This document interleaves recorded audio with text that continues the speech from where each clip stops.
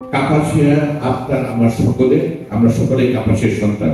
কাপাসিয়ার উন্নয়ন হলো আমাদের সবার আগে দরকার। যে বিভিন্ন মন্দিরে গিয়েছি, আমার গিয়ে আমার খুব গর্ব হয়েছে যে যেখানে যাই ওখানে বক্তারা বলেছেন যে এই মন্দিরে করে দিয়েছেন বা এই মন্দিরের একমাত্র আপনার অনুদান দিয়েছেন ব্রিগেডিয়ার হানানশো যখন উনি মন্ত্রী ছিলেন।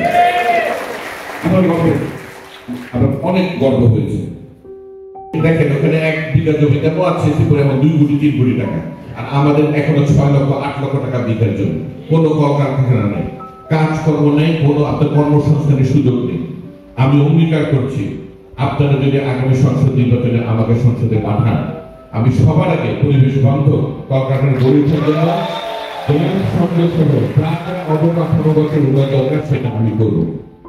আমাদের সন্তানেরা মাদকের দিকে ঝুঁকে পড়েছে, মাদকের কালো থাবায় খালি কেবল আমাদের এখানকার তরুণ তরুণীরা পরিবারগুলো ছিন্ন বিচ্ছিন্ন হয়ে যাচ্ছে। আমি সংসদে গেলে আমি কথা থেকে কাপাসিয়া থেকে মাদক কারবারি, মাদক ব্যবহারকারী আমি মূলোৎপাদন করব। দেশের উন্নয়নকে আরো এগিয়ে নেওয়ার জন্য, দ্রুত করার জন্য আমি মনে করি দেশ নেত্রী বেগম খালেদার নেতৃত্বে, দেশটার তারেক রহমানের নেতৃত্বে, বিএনপির নেতৃত্বে আমি আমরা সকলে নিরাপত্তা খুব ভালো থাকবো এবং আরো উন্নত জীবনে ইনশাআল্লাহ আমরা সবাই পাবো।